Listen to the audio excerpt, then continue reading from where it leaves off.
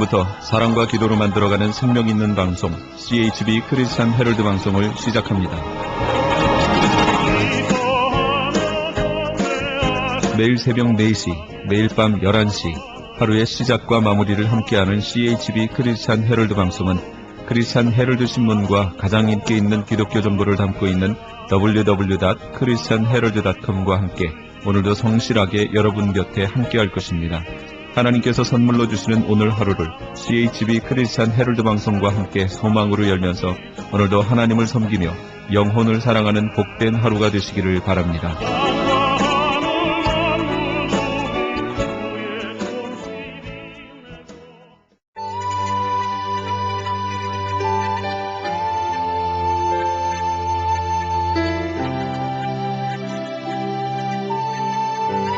이 새벽을 주님과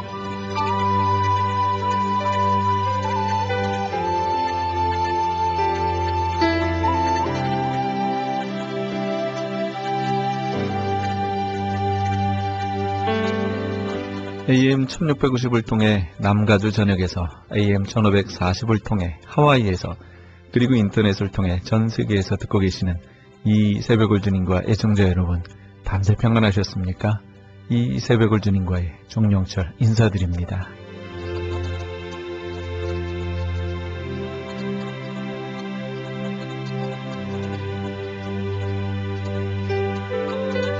매주 토요일 이 시간에는 여의도 순복음교회 조용기 목사님의 말씀 먼저 보내드립니다. 오늘은 요한복음 21장 15절에서 17절까지의 말씀을 본문으로 요한의 아들 시몬아 네가 나를 사랑하느냐 란 제목의 말씀 전해주시겠습니다. 모세는 7년 전에 세상을 떠난 사람이고 엘리야는 500여 년 전에 구름 타고 하늘로 올라간 사람인데 생각에는 이미 다 죽은 사람인데 예수님 앞에는 살아있었습니다. 그러므로 이것을 보면 사람이 죽는 것이 아니라 이 세상에 살다가 저 세상으로 이사가는 것입니다. 여러분, 이 세상에 살다가 저 세상으로 이사가는 사람이지 여러분이 없어지지 않습니다. 그러므로 하나님께서 말씀하기를 아브라함의 하나님, 이삭의 하나님, 야곱의 하나님은 지금 살아있다고 말씀을 하셨습니다. 그런데 예수님께 모세와 엘리야가 장차 예루살렘에 올라가서 고난당할 것을 말씀드리고 경배하는 것을 보고 야, 참 하나님이시구나. 그래서 베드로가 주님 이 자리가 좋습니다. 여기에서 초막 셋을 질 때 하나는 주님 위해서, 하나는 모세를 위해서, 하나는 엘리야를 위해서 짓고 막 여기서 사십시다. 그러니까 예수님이 그 말하는 제자들을 바라볼 때 하늘에서 음성이 들리 말하기를 이는 내 사랑하는 아들이니 그 말을 들으라. 예수님이 내려가자. 산 아래는 죄인들이 있고 병든 자가 있고 간질하는 사람이 있고 슬픈 사람 많은데 내가 이들을 위해서 왔으니 이들을 도와줘야 된다고 내려가자 그랬었습니다. 예수님이 그 산에서 그냥 하늘나라로 올라가 버릴 수도 있어요. 하늘나라의 영광을 보여주면서 예수님은 육신을 쓰고 온 하나님 아들이지만은 하나님이라는 것을 베드로와 야고보와 요한에게 보여주셨는데 그 하나님이 이 땅에 온 것은 병들고 가난하고 마귀에 잡혀있고 간질하고 고통당하는 사람을 도와주기 위해서 오셨다고 말씀한 것입니다. 예수님은 어제나 오늘이나 영원토록 동일하신데 그 예수님이 이 자리에 계신 것은 우리들을 돕기 위해서 오신 것입니다. 우리가 주님의 도움이 필요 없으면 예수님을 만나려고 하지 않아요. 예수님께 도움을 청할 수 있는 사람은 주님의 도움을 받음으로 변화가 되는 것입니다. 죄인은 용서해주는 예수님이 계셔요. 허물이 많은 사람은 씻어주는 예수님이 계셔요. 병든 사람은 고쳐주는 예수님이 계셔요.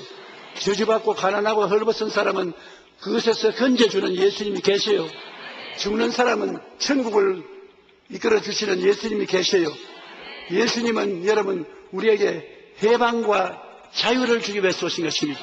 마귀에게서 해방을 얻고 죄에서 자유를, 허물에서 자유를, 질병에서 자유를, 죽음에서 자유를, 가난에서 자유를, 고통에서 자유를 주기 위해서 오신 것입니다.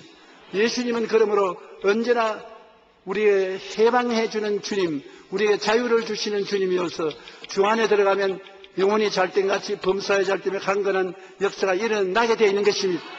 예수님은 십자가를 통하여 몸짓고 피 흘려서 마귀에게 팔린 우리를 해방시켜 주었습니다. 그리고 예수님은 부활하신 능력으로 우리에게 자유를 주시는 것입니다. 지금도 무엇에 묶여 있습니까? 여러분, 병에 묶여서 자유가 없습니까? 거기서 해방되어 나오십시오. 가난의 묶음에서 자유가 없으면 그것을 털고 나오십시오. 성경에는 예수 그리스도께서 우리에게 자유를 주려고 자유를 주셨은즉 그러므로 믿음의 구석에 서서 다시는 종의몽연을 매지 마라. 여러분이 자유와 해방을 얻은 모습을 마음속에 간직하고 그것을 믿고 입으로 시인하면 자유가 여러분에게 주어진 것인데, 마귀는 이미 패배한 원수로서 우리가 알고 나가는데 마귀는 우리를 이길 수가 없는 것입니다. 마귀는 우리가 모를 때 속이고 우리를 점령하지, 이제 성경을 읽고 깨달아 알고서 마귀를 대적하면 마귀는 여러분을 더 고통 줄 수 없는 것입니다. 우리 주님께서 우리 사람들 가운데서 하나님이라는 것을 가장 명백하게 보여주는 사건은 마리아와 마르다의 오라버니 나사로의 죽음에서 건져주신 것입니다. 예수께서 마르다와 그 동생 나사로를 사랑하셨습니다. 그들이 갈릴리 지방에 있을 때 유다의 땅에 있는 이 나사로가 병들어서 죽게 되어서 그 여동생들이 예수님이 계신 곳에서 사람을 보내어서 오라버니가 죽게 되었으니 빨리 와달라고 했는데 예수님은 이틀을 더 기다렸습니다. 죽어서 나흘이 될 때를 기다린 것입니다. 왜냐하면 철저히 죽은 사람을 살려야 살리는 능력을 가진 하나님의 아들이라는 것을 증명하기 때문인 것입니다. 그러므로 주님께서 제자들과 나흘 후에 오니까 그 여자들이 눈물을 흘리면서 예수님 이 자리에 계셨으면 우리 오라버니가 죽지 않았겠나이다. 간절한 마음으로 눈물을 흘렸었습니다. 그때 예수님께서 하신 말씀이 너희 오라버니가 산다. 예, 부활의 날에 다시 살 줄 믿습니다. 지금 내가 부활이다. 지금 내가 부활이요 생명이니 나를 믿는 자는 살겠고 영생을 얻을 것이라고. 그래도 그 누이들이 믿을 도리가 없습니다. 예수님은 그 여자들에게 자기는 부활이요 생명으로 지금 나를 믿으면 지금 살고 죽어도 산다는 말을 하는데 그것을 어떻게 믿을 수가 있는 것입니까? 예수님은 여러분 보고 말씀합니다. 너 나를 믿느냐? 믿으면 아멘 하십시오. 그러면 너희가 죽지 않고 영원히 살리라. 아멘 하면 좋지요. 예수님은 그 아멘 대답을 듣기를 원하는 것입니다. 그래서 여자를 데리고 나사로의 무덤가에 가서 무덤 문을 열어놓아라. 너 오라버니가 산다. 아니요. 죽은 지 나흘이 돼서 냄새가 납니다. 큰일 납니다. 온 사람에게 우리들 미쳤다 하는 게 돌문을 옮길 수 없습니다. 그때 예수님이 아주 분노한 목소리로 발을 구르면서 내가 내게 말하느니 너희가 믿으면 하나님의 영광을 보리라 하지 않느냐. 믿어서 돌문을 옮겨 놓아라. 그래서 울면서 그들은 돌문을 옮겨 놓으니까 예수님이 돌문 앞에서 뭐라고 말씀하셨습니까? 나사로야 나오라. 그 말 한마디에 죽은 옷을 수의를 입은 채로 예수님 앞에 나왔었습니다. 수의를 벗기고 묶은 것을 풀어주라 그렇게 말씀했는데 이거를 읽을 때마다 우리는 어떻게 생각하는 것입니까? 그 옛날에 소설 같은 이야기로 있은 이야기지 실제로 안 된다. 근데 이것은 실제로 일어날 수 있는 일인 것입니다. 주님이 요사이도 죽은 자를 살리신 것입니다. 요사이 무덤은 옛날 무덤과 달라서 돌로서 막아놓는 무덤이 아니기 때문에 화장하라면 불로 타버리고 매장을 해도 살이 썩어져 가기 때문에 문제이지만 주님은 살리기 원하는 사람을 오늘날도 죽은 자 가운데서 살리는 역사를 베풀어 주시고 있는 것입니다. 주님께서는 나사로를 죽은 자 가운데서 살리신 것으로 예수님은 어제나 오늘나 영원토록 동일하시며 우리 사람들이 이 땅에서 죽어서도 저곳에서 살고 있다는 것을 확정해 주시는 것입니다. 그 다음 주님은 베드로를 통해서 우리에게 간증해 주는 게 또 있습니다. 저들이 주님과 함께 갈릴리 호숫가에 와서 주님이 우리 저 바다 건너편으로 가자. 그래 함께 배를 타고 바다를 건너갑니다.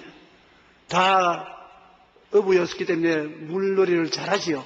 배를 잘 운전할 줄 압니다. 그래 자기들 모여서 서로 이야기하고 있는데 예수님은 배 구석에 가서 팔을 베고 주무십니다. 근데 점점 파도가 급세에 일어난단 말입니다. 나중에는 아주 파도가 세어서 물이 배에 가득하게 되면 그대로 일단은 빠져 죽겠단 말입니다. 그러나 예수님은 그래도 주무시고 계세요. 왜냐하면 예수님은 그 배가 절대로 안 가라앉는다는 것을 알기 때문에 평안하니 주무시는 것입니다. 그런데 제자들은 그런 믿음이 없기 때문에 불안하고 공포에 떨었었습니다. 주무시는 예수님을 깨워서 일으키니까 예수님이 일어나서 바람과 파도를 꾸짖으시니 잠잠해지고 마는 것입니다. 그래서 주님께서 말씀하기를 내 믿음을 어디다 두었느냐. 믿으면 이러한 것이 오면 기도하고 꾸짖어야지 당황하면 안 된다는 것입니다. 주님께서는 여러분과 나와 같이 계셔서 바람이 불고 파도가 일어 우리의 삶이 뒤엎어지려고 할 때는 주님께 기도하고 구해야 된다는 것입니다. 주님이 바람과 파도를 잠잠케 해주시는 것입니다. 여러분 인생에 도저히 인간의 힘으로 감당할 수 없는 바람과 파도가 불어올 때 어떻게 하겠습니까? 포기하고 낙심할 것입니까? 주님께 부르실 것입니까? 예수 그리스도는 오늘날도 여러분께 와 있어서 해방과 자유를 주시는 것입니다. 예수님이 하시는 일은 해방과 자유인 것입니다. 십자가에 못 박여 죽을 때 마귀에게서 여러분을 해방시키기 위해서 피를 다 쏟고 살을 찌는 것입니다. 예수님이 부활하셔서는 우리를 자유케 하는 것입니다. 죄에서 자유를, 허물에서 자유를, 질병에서 자유를, 저주에서 자유를, 죽음에서 자유를 주는 것입니다. 따라 말씀해서 예수님께서 내게 계시면 나는 해방과 자유를 누린다. 당연한 일인 것입니다. 예수님은 바로 해방과 자유인 것입니다. 예수님은 성령을 통해서 우리에게 꿈과 환상을 주시고 예수님은 교회를 통해서 해방과 자유를 주시는 것입니다. 교회가 그냥 건물만 지어놓은 것이 교회가 아닌 것입니다. 여러분 같이 두세 사람 이상 모인 곳에는 예수님이 함께 계신 것입니다. 교회는 예수님의 몸과 같습니다. 예수님의 몸된 교회에 나오면 여러분이 하고 해야 될 것이 있습니다. 반드시 해방이 되어야 되는 것입니다.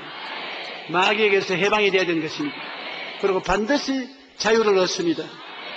그것을 위해서 예수님이 교회를 세우신 것입니다. 그러므로 예수 믿는 사람이 그냥 종교적인 목적으로 왔다 갔다 해서는 안 되는 것입니다.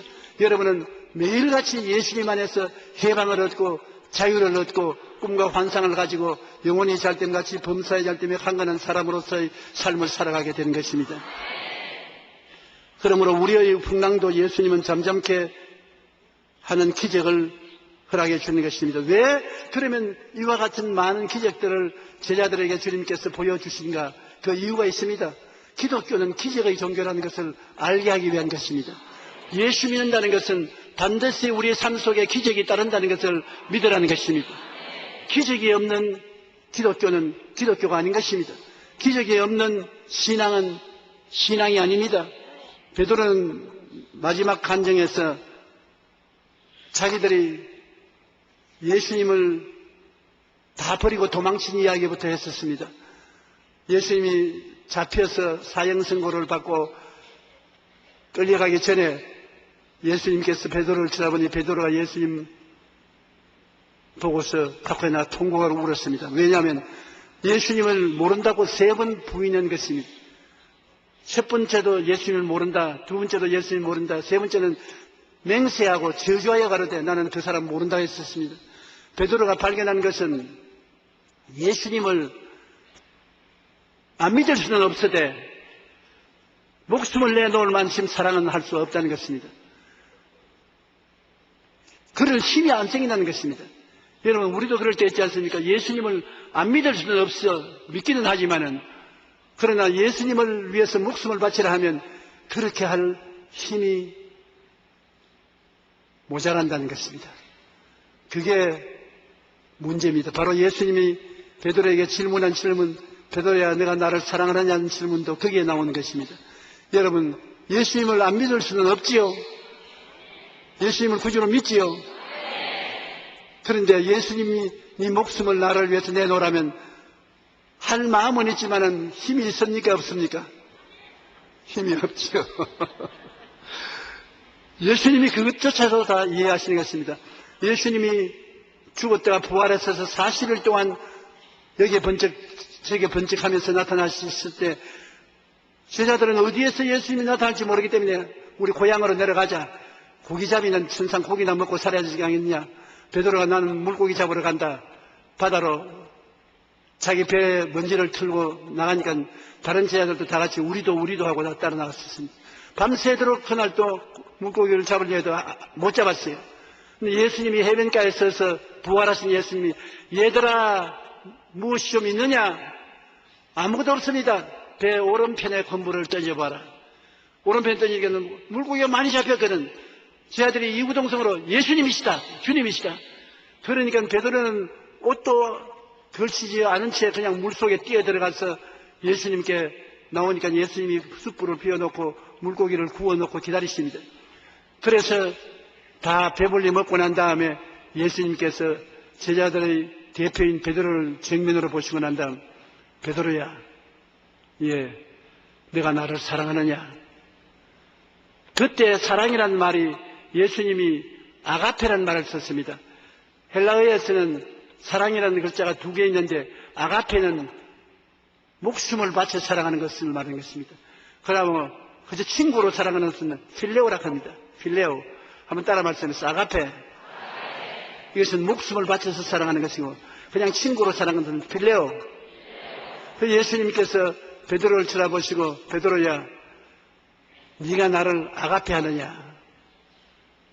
목숨을 바쳐 사랑하느냐? 베드로가 눈을 밑으로 깔고 고개를 흔들면서 나는 주님을 필레오 합니다. 친구로 사랑합니다. 그래, 내 양무리를 쳐라. 잠시 후에 예수님이 또 베드로야, 예, 너 나를 아가페 하느냐?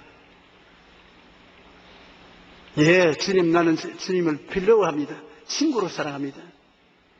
잠시 있다 예수님께서 베드로야, 예, 너 나를 필레오 하느냐? 친구로 진짜 사랑하느냐? 간이 털렁 내려앉았습니다. 왜냐하면 전에 예수님을 아가페 한다고 3번이나 말하고 난 다음 부인했는데 주님이 이제 또 필레오 하느냐 묻는데 언제 또 주님을 버릴지 알지 못하기 때문에 주님이 쓰여. 주님이 알지 않습니까? 나는 나 몰라요. 내가 전번에도 주님은 희생적으로 사랑한다고 아가페 한다고 말을 했으나 3번이나 부인한 전적이 있는데 주님이 자꾸 나를 아가페 하니까 난 친구로서 사랑한다고 2번 말했는데 3번째 아가페라고 하냐고 묻는데 내가 나를 모르겠어요. 지금 친구로 사랑한다고 했다가 언제 또 모른다고 뒤로 잡아졌지 내가 어떻게 알아요? 주님만이 아십니다. 주님이 고개를 끄덕이면서 그래, 내 양무리를 쳐라. 이것은 베드로만 보고 말씀하는 것이 아니라 우리를 보고 말씀하는 것입니다. 너희 나를 목숨을 바치고 사랑하느냐? 친구로서 사랑합니다. 주일날 안 지킬만 하면 안 지키기도 하고 거짓말을 안 해야 될 때 필요하면 거짓말도 좀 하고 세상살이 해나가는 데 있어서 아가페를 못하고 친구로 사랑합니다. 이런 것이 우리의 심정인 것입니다. 주님께서는 여러분과 내가 거짓말 안 하는 것을 알고 있는 것입니다.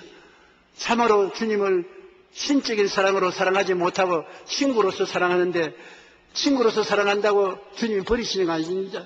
주님께서 우리를 인정해 주시고 우리를 사랑해 주시는데 아가페로 사랑할 수 있도록 만들어 주기 위해서 그렇게 하시는 것입니다. 베드로에게 나중에는 네가 나를 필레오 하느냐 친구로서 사랑하느냐 그건 나는 이제 대답 못합니다. 주님이 아시지요. 그때 주님께서 제자들에게 말씀한 것은 너희는 예루살렘을 떠나지 말고 아버지의 약속한 것은 기다리라. 요한은 물로 세례를 주었으나 너희는 성령으로 세례를 받으리라. 너희 성령이 너희에게 임하시면 너희가 권능을 얻고 예루살렘과 온 유대와 사마리아와 땅끝까지 이르러 내 증인이 되리라고 말씀하신 것입니다. 여러분이 주님을 목숨을 바쳐 사랑할 수 있게 되는 것은 성령이 임해야만 된다는 것입니다. 나의 힘으로 나의 능으로 되지 않고 성령이 임하시면 성령의 권능으로 내가 마음에 성령께 잡혀서 주님을 사랑할 수 있게 만든다는 것입니다. 그들이 오순절날에 120문도가 성령을 충만히 받고 방언으로 말하기 시작하자마자 성령의 불에 의지해서 그 엉터리 같은 제자들이 나가서 세계를 300년 만에 변화시킨 것입니다. 그 무지무지한 로마 제국을 300년 만에 예수 그리스도를 믿는 국가로 변화시키고 마는 것이고 2000년 된 오늘날에 와서는 세계 인구의 60%를 예수 믿는 사람으로 만들고 있는 것입니다. 여러분이 알지 못하나 하나님께서는 예수님 성천하시고 사순절이 지나고 난 다음에 보내신 성령님을 우리 가운데 그대로 두시고 불러내지 않았었습니다. 성령은 우리 가운데 지금 함께 계신 것입니다. 성령은 여러분과 나의 보혜사가 되신 것입니다. 하나님께로부터 보내심을 받아 나를 돕기 위해서 언제나 같이 계신 분이 보혜사 성령인 것입니다. 성령은 바람과 같고 안개와 같이 우리와 같이 계시는데 눈으로는 안 보이나 여러분이 성령을 인격적으로 인정하고 반영하고 모시드리고 의지하면 우리 가운데 와서 역사하시는 것입니다. 성령은 우리에게 깨닫게 해주시는 것입니다. 진리를 깨달아 알게 해주시고 진리 위에 설 수 있도록 은혜와 사랑과 능력을 주시는 것입니다. 오늘 우리가 성령이 아니면은 절대로 목숨을 바쳐 아가페하는 사랑을 가질 수가 없습니다. 성령이 오시면 목숨을 바쳐 아가페하는 사랑을 가질 수가 있게 되는 것입니다. 오늘 성령이 우리 여의도 순복음교회 이 자리에 와 계신 것입니다. 여러분에게 충만히 채워지시기를 원하시는 것입니다. 성령은 여러분을 통해서 가난한 사람들은 모두 다 그리스도를 통하여 복을 받기를 원하시는 것입니다. 마음이 가난한 자는 평화의 복을, 영적으로 가난한 자는 성령 충만으로, 물질적인 가난한 사람은 부여로 변화시키는 기적을 베풀기를 원하시는 것입니다. 성령은 여러분에게 어떠한 포로가 되어서도 해방을 얻기를 원하시고 있는 것입니다. 자유와 해방을 얻기를 원하시는 것입니다. 그리고 영안을 열어주셔서 하늘나라 영광을 깨달아 알 수 있게 되기를 원하고 있는 것입니다. 또한 마귀가 여러분 몰래 억압해서 여러분을 해방하고 우울하게 만들고 절망적으로 소망을 잃게 만드는 것을 여러분을 건져내시기를 원하시는 것입니다. 그리고 주님의 은총이 값없이 선물로 주신다는 것을 깨달아 알기를 원하는 것입니다. 우리의 힘과 능력으로 구원받는 것이 아니라 오직 믿음으로 말미암아 영원한 생명과 구원을 얻는다는 것을 깨달아 주기를 원하시는 것입니다. 성령이 오셔서 하늘나라의 영광을 여러분에게 채워주시기를 원하시는 것입니다. 이러므로 여러분은 하나님의 성령이 여러분과 같이 계신 것을 믿으십시오. 베드로와 야고보와 요한 같은 어부에게도 같이 계셔서 성령이 저들을 위대한 일꾼으로 만드신 것처럼 여러분 성령이 같이 계시면 성령이 여러분을 다른 사람으로 만들어주는 것입니다. 예수 믿는다는 것이 마귀에서 해방되고 억압에서 자유를 얻는 것이 여러분의 특권인 것입니다. 여러분은 그 특권을 받은 사람인 것입니다. 오늘 모두 다 예수 그리스도의 은혜 가운데서 영혼이 잘되고 범사에 잘되며 강건하고 생명을 얻되 넘치게 얻을 꿈을 꾸십시오. 마음에 그것을 바라보십시오. 그리고 믿으십시오. 그리고 나는 전인 구원을 받은 사람이라고 입으로 시인하십시오. 그러면 어찌할 수 없이 하나님의 능력이 여러분과 같이 계셔서 내일은 오늘보다, 다음 달은 금번달보다,明년은 금년보다 나아진 삶을 살게 되는 것입니다. 바로 하나님께서 예수님을 땅에 보내셔서 제자들을 불러 모으시고 이 많은 기적을 보여준 것은 우리 예수 믿는 사람들은 보통이 아닌 하나님의 기적으로 삶이 변화될 수 있다는 것을 알려주기 위해서 그렇게 하신 것입니다. 우리는 그리스도를 믿음으로 말미암아 보통 사람이 아닌 기적을 약속받은 사람들인 것입니다. 기적이 일어납니다. 기도를 우리가 알고 꿈꾸고 믿고 고백하면 기적이 일어납니다. 그리고 그 기적 속에서 여러분이 승리하게 되면은 그때는 더 큰 믿음을 얻게 되고 더 큰 영광을 하나님께 돌리게 되는 것입니다. 바로 이를 위해서 하나님께서 말씀을 주셨습니다. 이 말씀은 바로 하나님이 우리가 그것을 누릴 수 있다는 것을 보증해 주는 약속의 말씀이요. 그렇기 때문에 성령을 주신 것입니다. 성령의 약속의 말씀으로 여러분이 꿈꾸고 믿고 입술로 고백하고 나아가게 만들어 주기를 원하시고 있는 것입니다. 오늘부터 시작해서 여러분 절대로 과거를 돌아보고 낙심하지 마십시오. 부정적인 것을 바라보고 탄식하지 마십시오. 예수님 안에서 절대 긍정이 되어야 되는 것입니다. 예수님 안에서 여러분은 완전히 해방되었습니다. 완전히 자유를 얻은 사람이 된 것입니다. 또 여러분을 통해서 마귀는 쫓겨나가고 억압은 사라질 수 있습니다. 빌립 집사가 사마리아에 가서 복음을 전하니 많은 사람에게 붙었던 귀신이 소리치며 나가고 절름발이와 안진뱅이가 낳으니 그 성의 기쁨이 충만하더라는 것입니다. 여러분은 평신도라도 하나님의 나라를 마음속에 모시고 있기 때문에 자유와 해방을 전할 수가 있는 것입니다. 그리스도는 자유와 해방인 것입니다. 여러분은 평신도지만은 이 자유와 해방을 전달해 주십시오. 예수 이름으로 행하면 성령께서 기적을 베풀어 주시는 것입니다.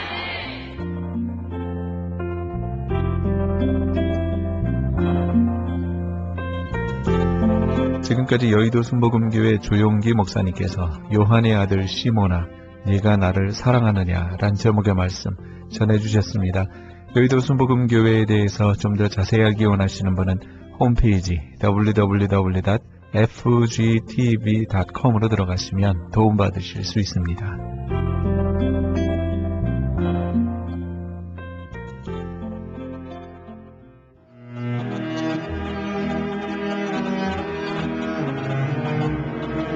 크리스천 헤럴드는 신문과 라디오는 물론 TV, 인터넷을 통해 예수님의 복음을 가장 멀리, 가장 많이 전하는 종합 미디어입니다. 이런 사역을 감당하기 위해서는 우리 애청자 여러분의 후원과 기도가 절실히 필요합니다. 예수님이 우리에게 맡겨주신 이 지상 사역에 함께 동참하시지 않으시겠습니까? 크리스천 헤럴드 종합 미디어의 후원 가족이 되시면 매주 크리스천 헤럴드 신문을 받아보실 수 있으며 부흥회 또는 교회 행사에 본지 광고 신청 시에 10% 할인 혜택은 물론 본사 주최 행사 시에는 무료 초청 또는 50%의 할인 혜택 등을 드립니다. 내가 너희에게 분부한 모든 것을 가르쳐 지키게 하라 말씀하신 우리 예수님의 지상 명령에 함께 동참하시기 원하시는 분은 전화 213-353-0777 213지역 353-0777번으로 전화주시면 자세히 안내해드리겠습니다. 지금 여러분께서는 AM 1650과 인터넷을 통해 미 전역과 전 세계에서 하와이에서는 AM 1540으로 방송되는 크리스천 헤럴드의 이 새벽을 주님과 일부 함께하고 계십니다. 방송 시간과 설교 편성표는 크리스천 헤럴드 신문 주간 편성표와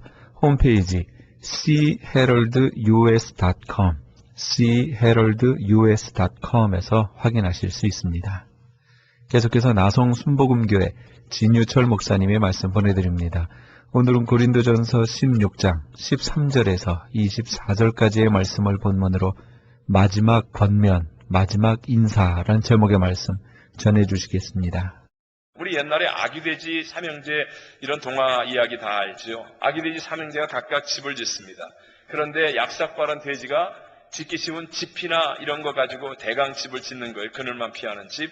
둘째는 또 조금 좀 힘들지만 그래도 편안하게 나무 떼기, 나무 판자 이런 거 가지고 집을 짓습니다. 그런데 셋째는 아주 충실하게 벽돌 한 장 한 장을 쌓아가며 튼튼한 콘크리트 집을 짓는 거예요. 근데 늑대가 찾아왔습니다. 돼지들이 다 자기 집에 숨었어요.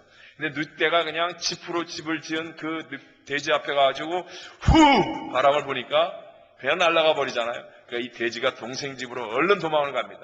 나무 판자로 지은 집이 조금 버텼지만 그러나 그것도 무너져 버리는 거예요. 그러니까 다 벽돌로 지은 동생 집에 피신해서 늑대에게 잡아먹히지 않았다. 여러분 마지막까지 견딜 수 있는 것은 믿음밖에 없음을 믿으시기 바랍니다. 믿음에 굳게 서서 일어나야 한다라는 것입니다. 내가 영혼을 바라보고 그리고 하나님을 바라보게 되면 내 삶에서 지금 지켜야 될 것과 또는 버릴 수 있는 것들을 분별하게 되지요. 그래서 주님이 주시는 믿음 안에서 우리가 일어나는 거예요. 바로 그때부터 우리 인생에는 믿음의 역사, 생명의 역사들이 나타나게 되는 것입니다. 세 번째 바울의 마지막 권면 세 번째는요. 남자답게 강건하라라는 말씀입니다. 우리가 본 한글 성경에는 남자답게 강건하라. 그래서 이 남자답게라는 말이 강건하라를 수식하는 부사처럼 보여지지만 헬라어 원어에는 남자다워라라는 안드리조마이라는 별도의 명령형 동사입니다. 따로따로 다른 명령이라는 거죠. 자, 남자다워라라는 이 말은요, 여성을 무시하는 그런 의미로 쓰여진 것이 아니라 당시의 문화가 바로 남자가 사람 전체를 의미하는 것이기 때문에 그렇게 사용한 것입니다. 사람이라는 헬라어 안드로포스와 남자라는 헬라어 안드리조라는 말은 같은 말에서 파생한 단어입니다. 그러니까 당신은 남성이 우월한 가부장적 사회였기 때문에 남자다워라 하는 이 말은 사람다워라, 즉 남성이라는 성적인 남성을 의미하는 것이 아니라 전체 사람을 의미하는 것이죠. 사도 바울은 올바른 신앙이란 남자다워라, 즉 사람다워지는 것이다 라고 권면합니다. 하나님은 대통령이나 사장님을 만든 것이 아니라, 하나님은 또 목사나 장로를 만든 것이 아니라 하나님은 사람을 만드셨습니다. 먼저 사람이 되면 좋은 대통령이 되고 좋은 사장님이 되고, 또 내가 좋은 사람이 되면 좋은 목사, 좋은 장로, 좋은 권사, 좋은 집사, 좋은 성도가 되어질 수 있다는 것입니다.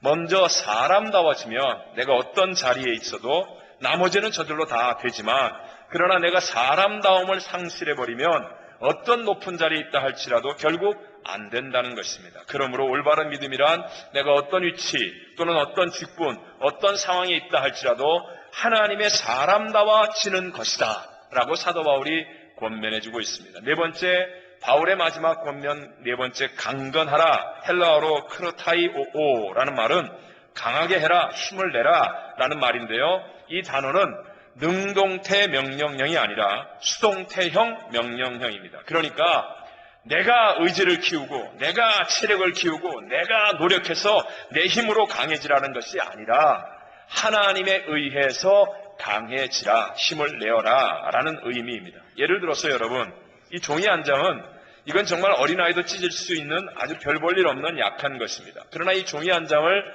벽에다가, 콘크리트 벽에다가 단단하게 딱 붙여놓으면, 그러면 그것은 어른도 찢지 못하는 그런 강한 종이가 되는 것과 같이 우리가 강해지고 힘을 내야 되는데 내 힘으로 내 노력으로 내가 체력을 키워서가 아니라 하나님께 의해서 하나님께 붙어 있음으로 말미암아 강한 자가 되라. 그러므로 여러분, 나는 종이 한 장과 같이 연약한 자라는 것을 잊지 않는 사람이 되어야 우리는 어떤 경우에라도 하나님을 떠나지 않습니다. 내가 지금 강한 것 같지만 그러나 하나님을 떠나면 그때부터 아주 미천하고 약한 자가 되어버리고 만다는 사실을 분명하게 알고 있는 사람은 항상 겸손하게 하나님께 붙어 있어서 그래서 사람답게 힘을 내어 강건한 삶을 살 수 있게 되는 것입니다. 사도 바울의 마지막 다섯 번째 권면이 너희 모든 일을 사랑으로 행하라. 무엇으로 행하라? 사랑으로 행하라. 깨어 일어나는 일, 믿음에 굳게 서는 일, 남자, 즉 사람답게 강건해지는 일, 이 모든 일을 다 사랑으로 행하라 라고 말씀합니다. 여기서 사랑으로라는 의로의 헬라어는 en, 즉 영어의 in이라는 말입니다. 사랑 안에서 해야 한다. 모든 것을 묶을 수 있는 것은 사랑뿐이기 때문에 사랑이 동기가 되어 행해야 한다라고 권면합니다. 오늘 성경의 마지막, 고린도서의 마지막 24절을 보면요, 바울은 나의 사랑이 그리스도 예수 안에서 너희 무리와 함께 할지어다라고 고백합니다. 이 말은 나의 사랑, 즉 사도 바울은 사랑으로 행했다는 거예요. 고린도 교회를 향하여 때로는 책망을 하고 매를 들고 채찍질을 하듯이 야단도 치고 질책도 했지만 그러나 사랑으로 행했기 때문에, 사랑 안에서 행했기 때문에 생명의 열매를 맺을 수 있었다라는 것입니다. 여러분, 고양이 아시죠? 야옹야옹하는 고양이. 고양이는 쥐를 너무나 좋아해서 쫓아다니지만 사랑해요, 안 해요? 너무 고양이가 안 돼봐서 모르겠다는 거예요, 지금? 네. 다시 한번. 고양이는 쥐를 너무 좋아해서 쫓아다니는데 쥐를 사랑한다, 안 한다? 사랑하지 않습니다. 여러분, 이처럼 얼마나 많은 그리스도인들이 교회를 열심히 쫓아다니지만 사랑하지 않을 수 있다는 거예요. 여러분, 고양이가 쥐를 열심히 쫓아다닙니다. 그러나 사랑하지 않기 때문에 쫓아다니면 쫓아다니는 만큼 쥐의 입장에서는 괴로운 거예요. 우리가 교회 일을 열심히 하고 있지만 사랑으로 행하지 않으면 나 때문에 다른 사람이, 때로는 교회가 고통에 빠지게 된다는 것입니다. 그런데 중요한 게 뭐죠? 내 안에, 즉 사람 안에는요, 사랑이 없습니다. 온전한 사랑이 없습니다. 그래서 중요한 것은 주님을 사랑해서 날마다 십자가를 붙들고 기도함으로 우리 마음의 저수지에 하나님의 사랑이 가득 채워져야 한다는 것입니다. 또 나의 내적인 상처를 치유해서 그 받은 은혜, 주일날 예배 와서, 때로는 예배 와서 기도할 때 이 받은 은혜가 새는 바가지처럼 되지 않게 하는 것이 중요합니다. 그런 의미에서 사도 바울이 아주 무서운 말씀을 마지막에 22절에 또 이렇게 하죠. 만일 누구든지예요. 주를 사랑하지 아니하면 저주를 받을지어다. 얼마나 무서운 말입니까? 왜 이렇게 얘기합니까? 아까 얘기한 것처럼 주를 사랑하지 않으면요, 내 안에는 온전한 사랑이 없기 때문에 내가 열심히 하면 할수록 다른 사람에게 고통이 되고 우리에게는 해가 되는 거예요. 그래서 주를 사랑하지 않으면 결국은 내가 열심히 한 것조차, 내가 열심히 사는 것조차 저주가 된다라고 바울이 권면해주고 있습니다. 미국의 한 사회학 교수가 자신이 이제 가르친 학생들을 벌티모어에 있는 슬럼가에 보내었습니다. 그리고 그곳에 데리고 와서 거기에는 200명의 소년들에 대한 사례를 연구하는 과제를 내어주었습니다. 학생들은 각 소년들의 장래를 예측한 보고서를 오랫동안 준비해서 써냈는데 학생들이 써낸 모든 보고서의 모든 경우에서 아이들은, 그 벌티모어에 있는 슬럼가에 있는 그 아이들은 아무런 기회를 얻지 못하고 있습니다 라고 적었습니다. 그런데 이제 25년의 세월이 지난 후에 다른 사회학 교수가 우연히 과거에 진행되었던 이 연구를 발견하게 되었고요.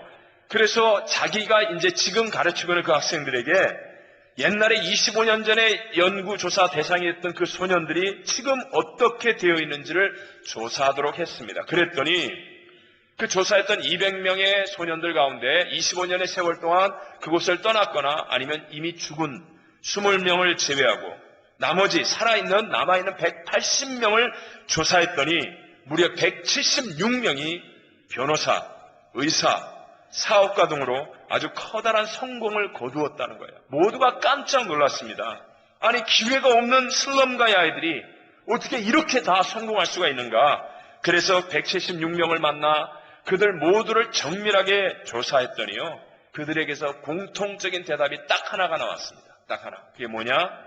바로 한 교사에 대한 그리움이었습니다. 그래서 역추적을 해서 그 연로해진 교사를 찾아내었습니다. 그리고 어떻게 슬럼가의 소년들을 성공적인 인물이 되도록 했는지를 물었더니 그 연로해진 분이 눈을 반짝이며 이렇게 대답했다고 합니다. 그건 아주 간단해요. 저는 예수님이 나를 사랑하신 그 사랑으로 아이들을 사랑했지요. 자, 두 번째 마지막 인사의 부분을 가지고 우리 함께 은혜를 나누겠습니다. 사도 바울은요, 지금 여러 사람들의 이름을 오늘 성경 우리가 읽은 부분에 말하고 있죠.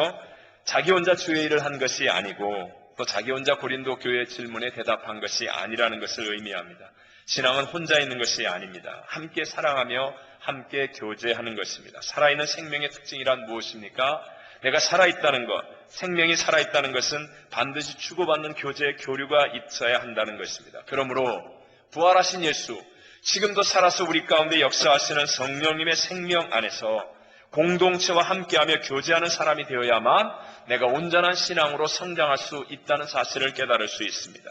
여러분, 일반적으로 많은 축구 경기 같은 게 있어요. 그런데 왜 월드컵이라는 경기가 그토록 뜨겁고 전 세계를 열광시킬까요? 그것은 바로 전 세계에서 축구를 제일 잘하는 사람들이 모이기 때문입니다.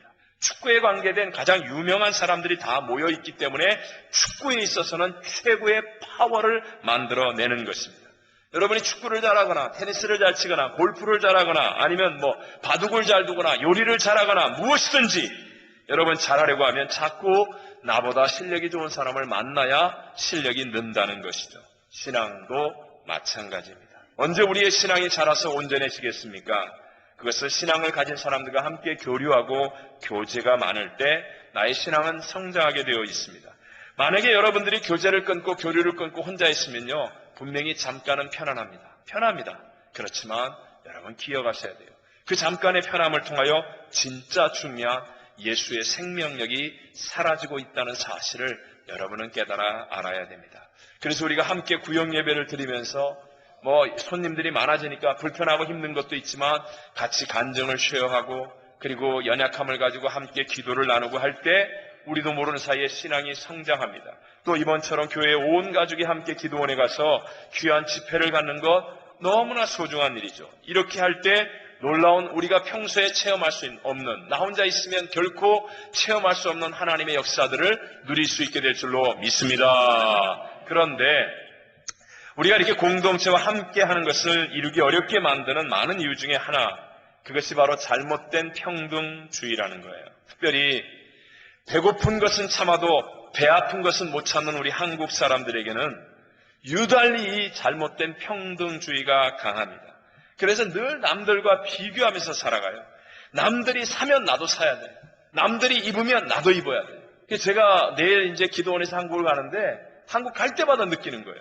아니 왜 사람들이 똑같은 옷을 입고 있냐는 거예요. 지하철을 타면 앉아있는 여자들이 다 똑같아.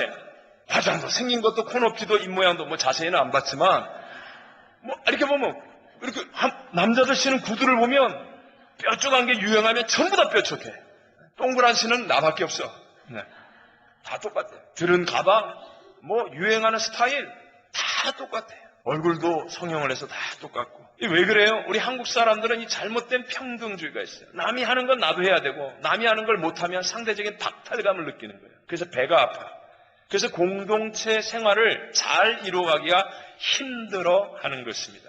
이전에 한국의 초, 중, 고등학생 2,000명을 대상으로 잘 사는 사람과 못 사는 사람의 차이가 큰 것보다 모두가 못 살고 평등한 것이 더 좋다라는 설문조사를 했더니 그렇다. 내가 배 아픈 건 못 참겠다. 그냥 아싸리 다 못 사는 게 낫다. 그게 좋다. 이렇게 대답한 학생이 43%. 이게 더 많다는 거예요. 훨씬 더 많다. 그래서 여러분 세계 유일의 북한과 같은 기괴한 나라가 존재할 수 있는 이유가 바로 우리 한국 사람의 그런 특징 때문에 그래요. 탈북자들이 오셔서요. 성공적으로 잘하는 분도 있지만 가끔 가다가 이분들이 말이에요. 왜 저 사람이 타는 차 나는 못 타냐는 거예요. 왜 저 사람이 사는 큰 아파트에 나는 못 살고 조그만 데 살아야 되냐는 거예요. 그래서 배 아파 못 살겠다. 그러고 가가지고 내가 차라리 저기 가서 굶는 게 굶어도 같이 굶으니까 거기가 낫겠다. 그러고 돌아가는 거예요. 너무 어려워서 이해가 안 되죠? 네. 서울대 송호근 교수가 쓴 한국의 평등주의 그 마음의 습관이라는 책에 보면요. 한국 사람들은 영웅 만들기에 인색한 나라라고 합니다. 다른 사람 잘 되는 걸 끌어내려서 같이 똑같이 평등해져야 된다라는 마음이 강한 나라라는 거죠. 예를 들어서 여러분 LA 들어올 때는 어떤 공항으로 들어오죠? 탐 브래들리 인터내셔널 공항으로 들어옵니다. 뉴욕으로 들어갈 때는 어느 공항으로 들어가요? 케네디 공항으로 들어갑니다. 프랑스에 갈 때는 어느 공항으로 들어가요? 드골 공항으로 들어갑니다. 한국 갈 때는 어디로 가요? 인천공항 아니면 김포공항으로 갑니다. 만약에 박정희 공항, 김대중 공항 그랬다가는요. 한쪽에서 가만히 안 있습니다. 난리 납니다. 난리 납니다. 공항 활주로를 다 파버릴 거예요 아마. 네. 남 잘 되는 것을 보면 배합하는 이 민족성이 우리에게 있어서 자꾸만 다른 사람의 성공한 것을 나와 좀 다른 점을 인정하려고 하지 않는 거예요. 구별과 차별을 잘 이해하지 못하기 때문에 서로 다른 점을 인정하지 못함으로 이 공동체 생활이 힘들어지는 거예요. 예를 들어 토요일 날 교회 와서 막 성도님들이 청소합니다. 그러면요 꼭 담임 목사가 나와서 같이 청소해야 돼. 나도 청소하는데 목사님 왜 안 해? 토요일 날 목사가 설교 준비해야지. 예? 같이 하루 종일 청소하고 주일날 멀뚱하게 서가지고 아무 말도 못하고 이걸 평등이라고 생각하는 거예요. 우리가 청소하는데 목사님도 와서 해야지. 왜 다른 걸 인정을 못하는 거예요? 우리 교회 얘기하는 거 아니에요? 우리 교회는 이런 경우 전혀 없어요. 네. 여러분 오늘 우리 기도원에 가지만 못 가시는 분들도 있어요. 그분의 사정이 있어요. 그걸 이해해야 됩니다. 못 가시는 분의 사정을 이해하고 또 같이 갔다 할지라도 가서도요. 나하고 다른 분들을 인정하고 이해하고 수용할 수 있는 태도를 가져야 한다는 것입니다. 자, 오늘 본문에 나오는 사도 바울은요. 분명히 고린도에서 교회를 개척하며 많은 사람들과 친분을 맺었습니다. 또 지금 에베소에 머물면서 여러 다른 사람들과도 친분을 맺고 있습니다. 그런데 오늘 이 성경 본문에서 아주 중요한 하나님의 메시지 하나는 그 중에 몇 사람들의 이름만이 기록되어져 있다라는 것입니다. 이 사람들의 나이가 몇 살인지 이 사람들의 직분이 무엇인지 모든 것을 다 알 수는 없지만 사도 바울이 왜 이 사람들의 이름만이 적혀 있는지는 분명하게 우리에게 가르쳐주고 있습니다. 15절을 한번 읽어보겠습니다. 15절 시작. 형제들아 스데바나의 집은 곧 아가야의 첫 열매요 또 성도 섬기기로 작정한 줄을 너희가 아는지라 내가 너희를 권하노니 이렇게 말합니다. 여러분 워싱턴이 미국의 수도인 것처럼 고린도는 아가야의 수도인데요. 거기에서 처음 예수를 믿은 사람이 스데바나입니다. 그래서 첫 열매라는 거예요. 그런데 이 첫 열매인 스데바나라는 분은 고린도 교인들이 다 아는 것처럼 성도 섬기기로 작정한 사람이었다는 거예요. 그래서 그 이름이 기록된 겁니다. 우리 17절 18절 한번 읽어볼까요? 17절 18절 시작. 내가 스데바나와 부드나도와 아가이고가 온 것을 기뻐하노니 그들이 너희의 부족한 것을 채웠음이라. 그들이 나와 너희 마음을 시원하게 하였으니 그러므로 너희는 이런 사람들을 알아주라. 지금 사도 바울은요, 스데바나, 부드나도, 아가이고 세 사람이 온 것을 기뻐하고 있는데요. 그래서 이름을 썼어요. 이유는 뭐예요? 고린도 교인들의 부족한 것을 채워주었기 때문입니다. 또 마음을 시원하게 해주었다는 거예요. 여기서 마음은 푸뉴마예요. 영이라는 거예요. 영. 우리 어떤 사람들을 만나면 그냥 내 영이 답답해져요. 어두워져요. 짜증스러워요. 근데 어떤 사람을 만나면 대화 몇 마디 해봐도 막 문제가 해결되는 것 같고 몰랐던 것을 알게 되고 막 마음이 시원해지는 사람이 있잖아요.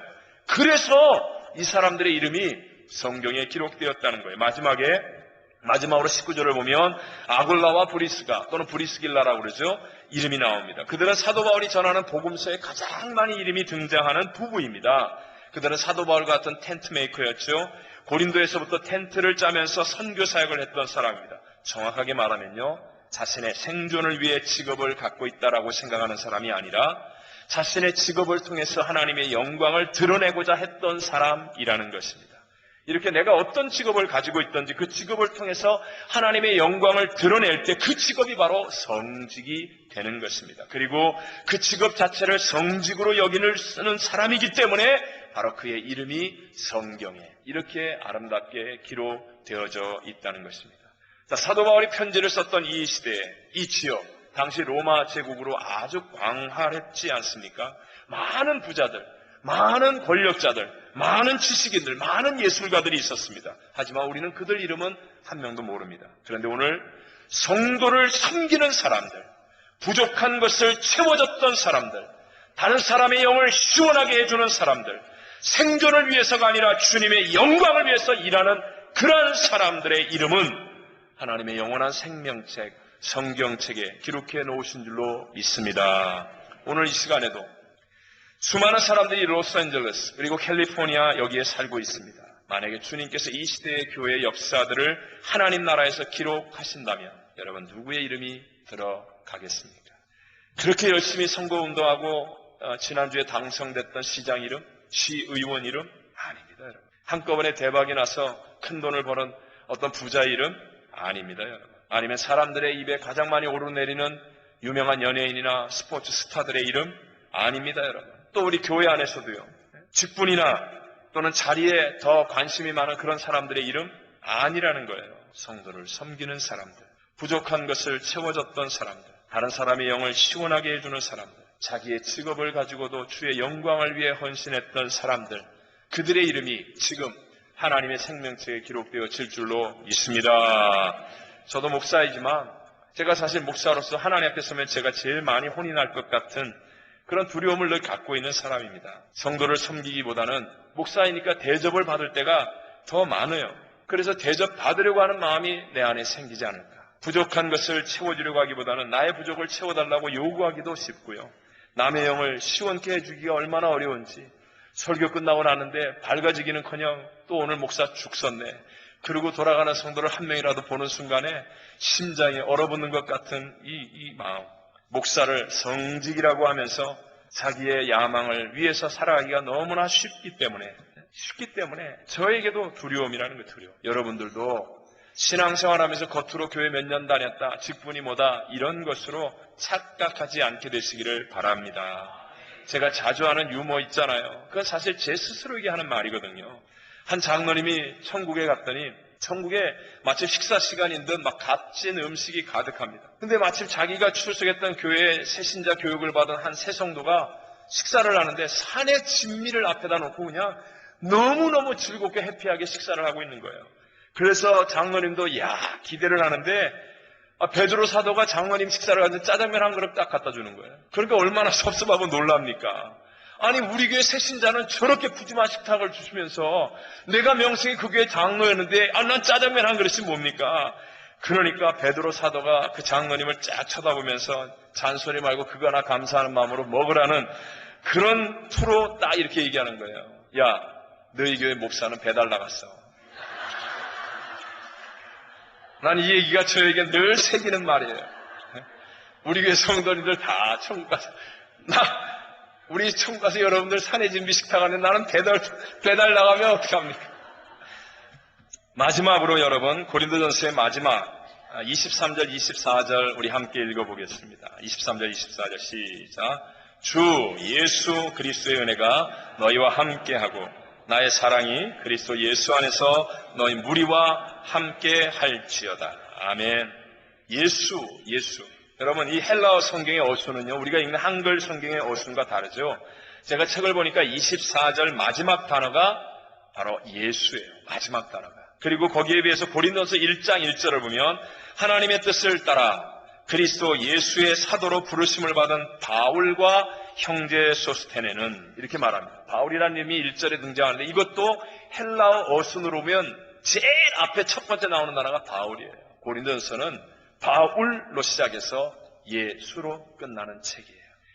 바울이 예수 그리스도에게 자신의 전생애를 바치고 예수 그리스도를 증거하고 예수 그리스도를 따랐던 인생이었음을 우리에게 가르쳐 주는 것입니다. 지금 사도 바울은 에베소에 있잖아요. 그런데 고린도 교인들이 그 바울에게 와서 질문하고 답을 얻어가기까지 합니다. 사도 바울의 영향력이 전 지중해에 미치고 2000년의 세월이 지난 오늘 이 시간 여기까지 사도 바울의 영향력이 이렇게 위대하게 미쳐지고 있는 이유가 무엇입니까? 사도 바울은 바울이에요. 작은 자예요. 정말로 세상 사람들이 부러워하는 모든 것들을 배설물처럼 버리고 가장 낮아지고 작은 자가 되었어요. 그런데도 불구하고 그는 예수를 따라가며 예수로 끝을 맺을 때 그 작은 한 사람이 얼마나 하나님의 영향력으로 위대해지는지를 우리에게 보여주고 있는 것입니다. 바울이 위대해서가 아니라 바울이 따랐던 그 예수님의 사랑의 향기가 너무나 짙기 때문에 바울이 증거하려고 했던 예수님의 진리의 빛이 너무나 밝기 때문에 바울의 인생이 이렇게 위대해지게 되더라 하는 것입니다. 여러분, 내가 이민 왔죠. 내가 유학 왔습니다. 내가 직장에 지금 일하고 있죠. 내가 오늘 기도원에 올라갑니다. 그런데 여러분의 마지막은 예수로 끝을 맺을 수 있게 되기를 바랍니다. 교회 올 때도 내가 병들어서 왔습니다. 내가 문제가 있어서 왔습니다. 내가 누구누구의 암흑의 인도를 따라 왔습니다. 그랬다 할지라도 여러분 이 교회에서 마지막은 예수로 끝을 낼 수 있게 되시기를 바랍니다.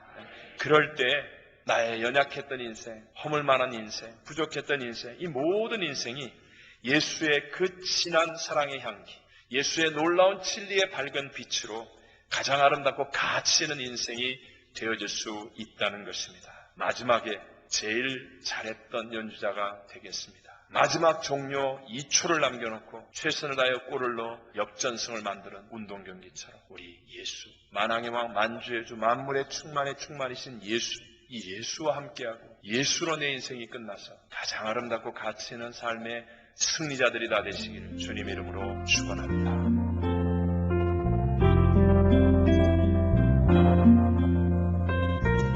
지금까지 나성 순복음교회 진유철 목사님께서 마지막 권면, 마지막 인사란 제목의 말씀 전해주셨습니다. 나성 순복음교회는 1750 놀스 에즈먼트 스트리트 LA에 위치하고 있습니다. 신앙상담이나 교회에 대해서 좀 더 자세히 알기 원하시는 분은 전화 323-913-4499 323지역 913-4499 나성 순복음교회로 연락주시기 바랍니다.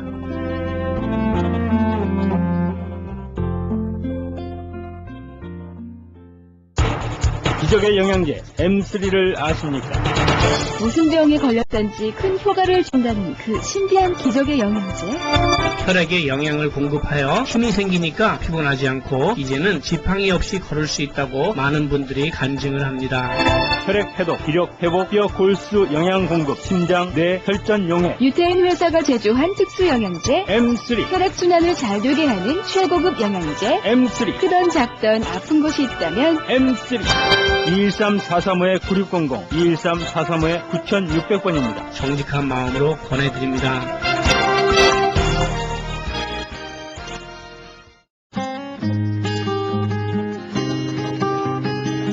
교계 게시판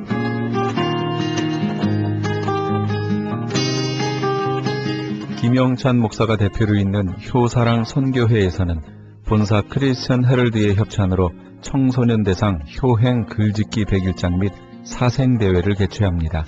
글짓기 주제는 어머니의 미소나 아버지의 미소, 그림 주제는 행복한 우리 가정입니다. 접수는 6월 15일까지며 좀 더 자세한 사항은 714-670-8004번, 714-670-8004번으로 하시기 바랍니다. 아버지가 살아야 가정이 산다의 두란노 아버지 학교에서 목회자를 위한 제9기 LA 목회자 아버지 학교를 개설합니다. 한 가정의 아버지 위상의 본질을 되돌아봄으로써 이를 각 교회 성도들에게 적용할 뿐만 아니라 목회자 아버지로서의 역할 재조명이 이루어질 것입니다. 일시는 6월 17일 월요일부터 23일 주일까지며 플러튼 장로교회에서 있습니다. 등록은 6월 10일 이전까지 등록하시면 80불이며 그 이후에는 100불입니다. 선착순 70명에 한해 등록하실 수 있습니다. 좀 더 자세한 사항은 213-382-5454, 213지역 382-5454번으로 하시기 바랍니다. 뉴 PNS 한인녹이 새롭게 탄생했습니다. 오렌지 카운티 한인 이민사회와 함께 성장한 35년, 참신하고 새로운 운영진과 함께 새로운 모습, 산뜻한 디자인, 정확한 리스팅 정보로 오렌지 카운티와 인근 지역 소비자까지 더욱더 만족할 만한 서비스로 최선을 다하겠습니다.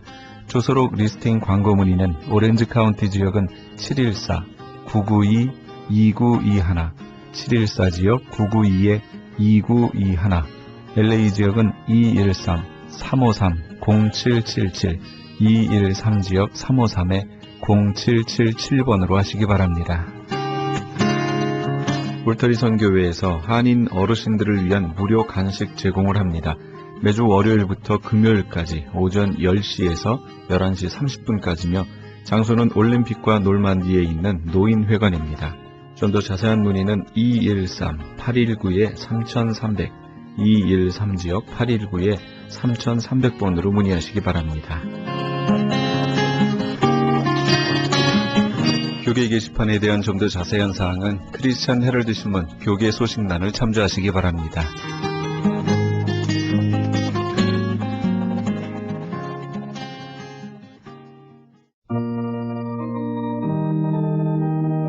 에바다 노래선교단의 저 배는 본향지 함께 하시면서 이 새벽을 주님과 1부 여기서 마칩니다.